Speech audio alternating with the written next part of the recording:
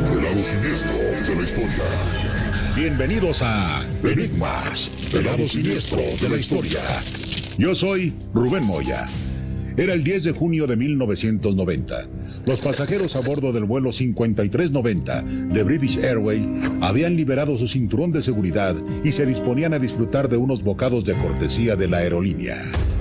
Se trataba de un vuelo corto, rutinario, de no más de 2 horas de la ciudad de Birmingham, en Inglaterra, a Málaga, en España.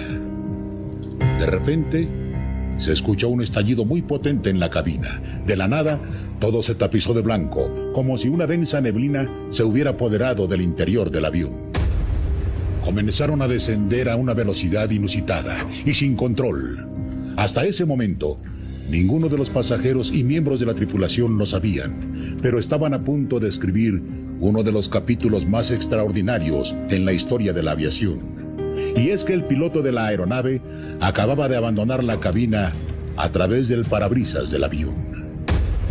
¿Qué fue lo que pasó ese 10 de junio de 1990 con el vuelo 5390 de British Airways? Estamos a punto de descubrirlo aquí, en Enigmas. Así que abróchense bien los cinturones, porque este viaje será inolvidable. Esa mañana del 10 de junio de 1990 transcurría con tranquilidad. Los sobrecargos responsables del vuelo, el cual habían ejecutado cientos de veces, se encontraban en las instalaciones de la aerolínea a la espera de que les permitieran abordar. En Birmingham, toda la tripulación de cabina y los pilotos nos conocemos. Nos hablamos por nuestro primer nombre. Simón era un buen amigo mío porque salíamos a tomarnos una cerveza o una Courier. Todo mundo era amistoso con todo mundo. Había un cielo despejado. El sol brillaba por todo lo alto. No se presentaban condiciones climatológicas adversas a lo largo del camino. ¿Qué podría salir mal? Los pasajeros enderezaron sus asientos, abrocharon sus cinturones y escucharon el protocolo de seguridad a cargo de los asistentes de vuelo. La aeronave avanzó sobre la pista de aterrizaje hasta que poco a poco se fue elevando sobre el suelo. Pasaron unos segundos y se escuchó un pequeño ruido en el fuselaje. No era otra cosa que el tren de aterrizaje que se escondía bajo sus pies. Poco a poco el aparato fue alcanzando altitud hasta que llegó al punto de estabilizarse. En el inconsciente colectivo, el despegue estaba registrado como el momento más complicado por el cual atraviesa una aeronave, y este se había dado sin contratiempos. Era momento de disfrutar unos cuantos refrigerios. Fui a la cabina de los pilotos para preguntarle a Tim y a Alastair qué les gustaría beber. Llevaban 13 minutos de haber despegado y el avión surcaba las nubes como cuchillo en mantequilla. Estaban a 17,000 pies de altura cuando en una fracción de segundo todo cambió. Tuve esta sensación de que se me revolvía el estómago con mucha intensidad. De la nada, el parabrisas de la aeronave salió disparado con la potencia de una bala hacia el frente y se perdió en el horizonte. Un torbellino de aire entró a la cabina y se formó una densa neblina que de inmediato nubló todo en el lugar. Tim Lancaster, el capitán de la aeronave, había sido succionado hacia el exterior del aparato. Si bien sus piernas continuaban sujetadas a los controles de la cabina y a su asiento, del tronco para arriba estaba aplastado contra el techo de la aeronave. Era una escena dantesca. Íbamos en picada en realidad y empezamos a brincotear de esta forma. Por unos instantes, Alistair Hutchinson, copiloto de la aeronave, no sabía si estaba vivo o muerto, si era verdad que estaba viviendo esa amarga experiencia o si se trataba de una pesadilla. En cuanto pudo reaccionar, trató de retomar el control de la aeronave, pero era tan fuerte el viento que entraba a su habitáculo que apenas si podía respirar. El estallido había sido tan dramático que hay quienes creyeron que se había tratado de un acto terrorista. Estaba un poco atontado, no sabía que... ¡Oh, Dios, fue una bomba! Nigel Ogden, el sobrecargo que se había ofrecido a llevarle unas bebidas a los pilotos, fue el primero en detectar que su capitán estaba a punto de salir volando de la aeronave. Así que corrió a sujetarlo de los pies con todas sus fuerzas. Y vi hacia adentro y vi que la puerta estaba postrada sobre los controles y me percaté de que Tim estaba en la ventana. Salté y vi que un pie estaba afuera de la ventana y el otro atrapado en el asiento del piloto. Lo agarré antes de que saliera volando completamente. Alistair Hutchinson no podía seguir los pasos del sobrecargo para intentar recuperar al capitán. Su labor estaba muy bien definida y era estabilizar la aeronave, o de lo contrario terminarían impactándose contra el suelo en cuestión de minutos, con una muerte casi segura para él y todos los pasajeros. Alistair trataba de ponerse en contacto con la torre de control para recibir cualquier tipo de orientación, pero el ruido del aire que penetraba con mucha intensidad a la cabina imposibilitaba la comunicación.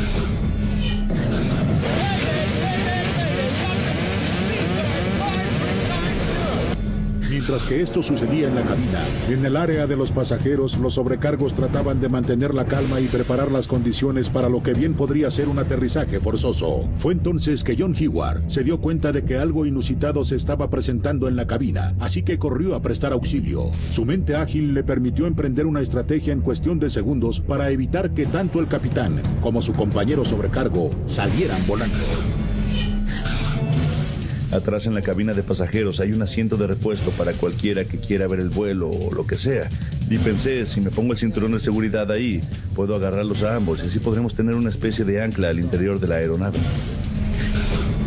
Tras batallar durante varios minutos que más bien se percibieron como horas, por fin el copiloto había tomado el control de la aeronave. Seguían bajando a una gran velocidad, pero al menos ya era un descenso controlado.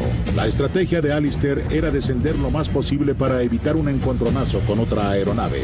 Sabía que era una zona muy densa de tráfico aéreo. Además, requería bajar el aparato a una altura donde el oxígeno no fuera necesario para los pasajeros, ya que no contaban con una carga suficiente para todos ellos.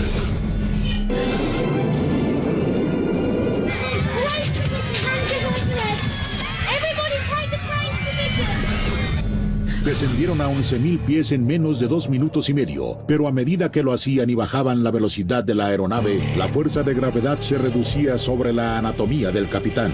Poco a poco, su cuerpo se había recorrido del techo hacia el lado izquierdo del parabrisas.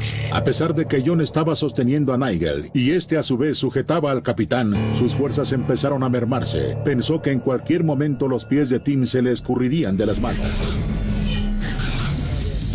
En ese momento la aeronave se había estabilizado un poco y Simón llegó desde atrás. A Nigel se le estaba acabando la fuerza en los brazos y sé que no iba a dejarse vencer a menos de que estuviera seguro de que Tim no saliera volando por la ventana.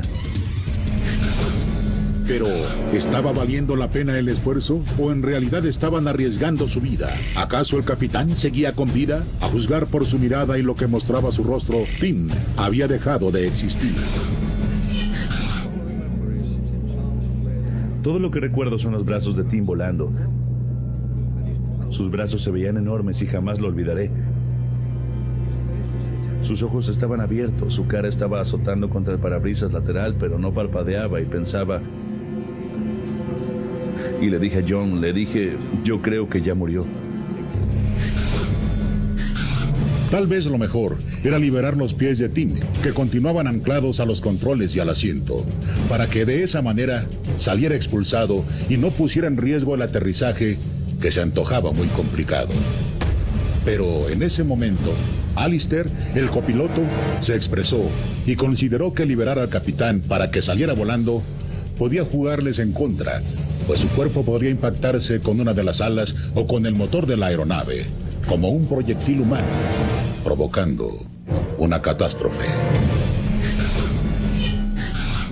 Liberar el cuerpo en la posición en la que estaba se hubiera ido al área superior del ala. Hubiera dañado el borde principal del ala y del ala se hubiera seguido el motor. Un gran daño se habría provocado al liberar el cuerpo. Creo que fue una decisión muy sensata el tratar de conservarlo donde estaba. Pese a lo que le dictaba su conciencia, Nigel decidió soltar al capitán, quien de todas formas permaneció anclado de los pies a la cabina, aunque su cuerpo y su rostro se azotaban continuamente contra el resto del parabrisas de la aeronave.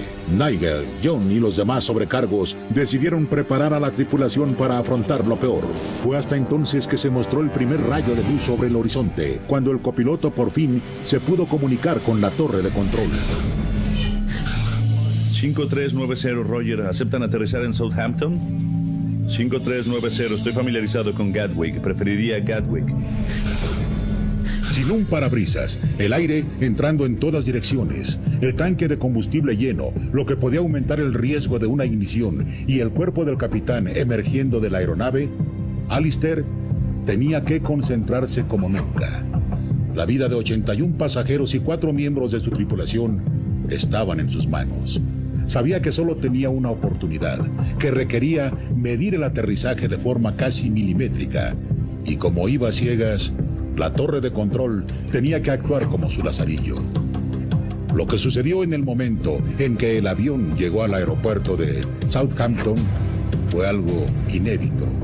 Pero de eso les hablaremos al regresar del corte aquí, en Enigmas, del lado siniestro de la historia. Enigmas. Olímpicos. Sigue a los mejores atletas en su lucha por la victoria. A partir del 23 de julio a las 6 de la mañana y a la medianoche, Tokio 2020. Por Azteca 7. Disfruta de las competencias totalmente en vivo de los Juegos Olímpicos. Sigue a los mejores atletas en su lucha por la victoria. A partir del 23 de julio, a las 8:30 de la noche, Tokio 2020. Por A+. El programa con mayor impacto social en la televisión mexicana ahora en ADN 40. Jorge Garralda comanda un espacio dedicado a atender las denuncias de la sociedad mexicana, a quien corresponda. Consejo, ¿sabe qué? No se deje. Lunes a viernes a las 14 horas. ADN 40.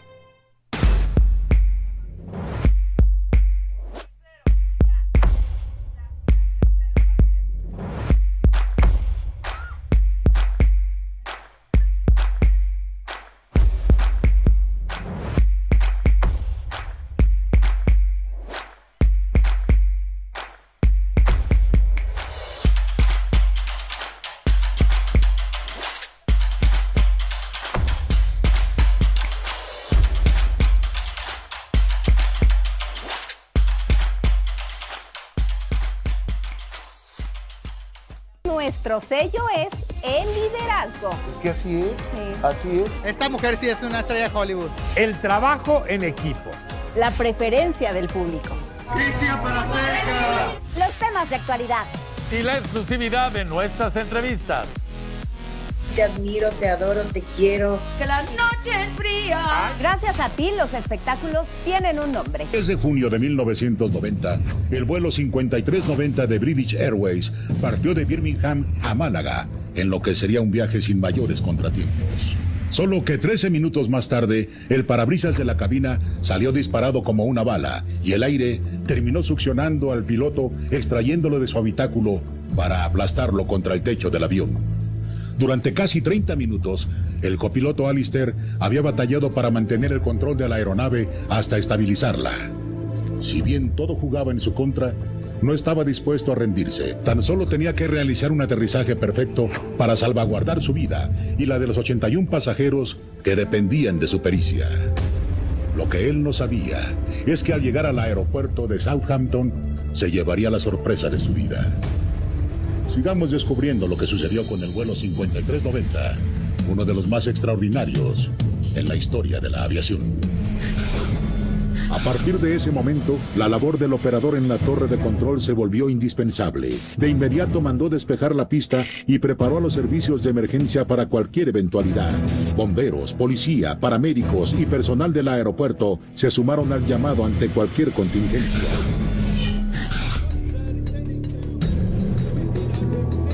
Señor, descendiendo a 1500 pies, oriénteme todo el camino. Necesito toda la ayuda posible. Roger podrá detener la aeronave en la pista y podrá evacuar la pista. 500 pies, 200 pies, 50 pies, hasta que por fin se escuchó el rechinido de las llantas impactando contra el suelo. El copiloto Alistair Hutchinson había activado las turbinas para detener el avance del avión y evitar un despiste. La pesadilla había llegado a su fin 32 minutos más tarde después del despegue.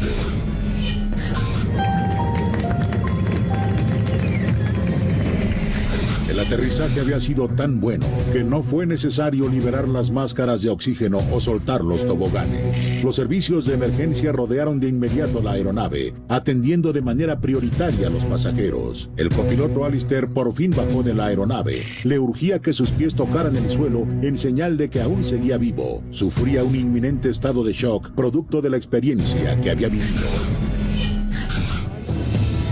Recuerdo haber visto al copiloto, el hombre que realmente, si no hubiera sido por él, estaría del otro lado. Estaba caminando sobre la pista, muy despacio, le temblaba la cabeza y se veía al hombre de la ambulancia con sus manos alrededor del copiloto.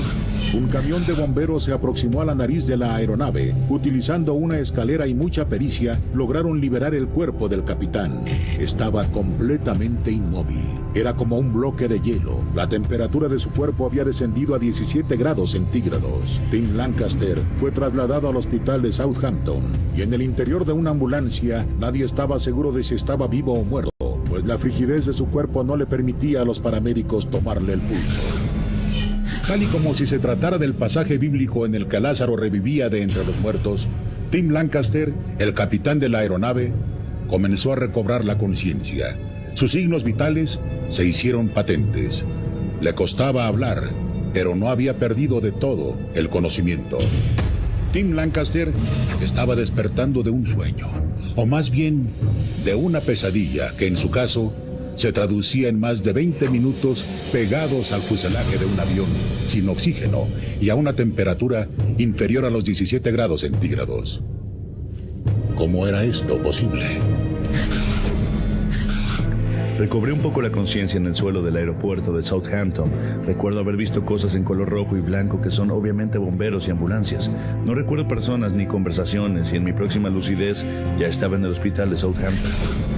Al ingresar al área de cuidados intensivos, los paramédicos estaban convencidos de que tal vez Tim tendría una hemorragia interna producto de algún hueso roto, o tal vez una contusión cerebral que se reflejaría en muy poco tiempo. Pero estaban muy equivocados, ya que fuera de algunas lesiones que no fueron consideradas como graves, el cuerpo de Tim estaba prácticamente intacto. En los días consecutivos, todos los pedazos regresaron a mi conciencia. Armé el rompecabezas y tenía la historia completa para mí y entendí lo que pasó. La factura que le había cobrado esa desventura a Tim Lancaster podía resumirse de la siguiente manera: fractura de la muñeca y un hueso del brazo derecho, un dedo roto de su mano izquierda, quemaduras en varias partes del cuerpo y un shock traumático. Por increíble que suene, Tim Lancaster volvió a trabajar como piloto 5 meses más tarde, acompañado por algunos miembros de la tripulación con los que compartió esa inenarrable experiencia. Alistair Hutchison fue reconocido por su pericia al evitar lo que a todas luces iba a ser una catástrofe. Las pruebas periciales se hicieron y arrojaron que el desprendimiento del parabrisas había sido provocado por utilizar unos tornillos que no se ajustaban a las medidas que requería ese parabrisas. El vuelo 5390 de British Airways marcó en la historia de la aviación un antes y un después. Un pasaje que su tripulación solo se habría imaginado como parte de la trama de una película de Hollywood y sin embargo se volvió realidad. No se vayan, ya que al regresar descubriremos por qué mucha gente dice que del rayo te salvas, pero no de la raya. ¿Será que la muerte realmente te persigue? Esto es Enigmas, el lado siniestro de la historia. Totalmente en vivo de los Juegos Olímpicos. Sigue a los mejores atletas en su lucha por la victoria. Boost, con 27 vitaminas y minerales, hasta 20 gramos de proteína y un delicioso sabor que complementa tu nutrición. Boost, sabe bien sentirse bien. Para ser un equipo histórico deben pasar varias cosas. Vivir más de 75 años de pasión, tener el mejor estadio de México, ser campeón aquí y en el mundo, dejar todo en la vida y en la cancha y ser parte de un gran equipo, como Codere, que apuesta por Rayados. Elige Codere, casa de apuestas oficial de Rayados de Monterrey. En México, MasterChef Celebrity.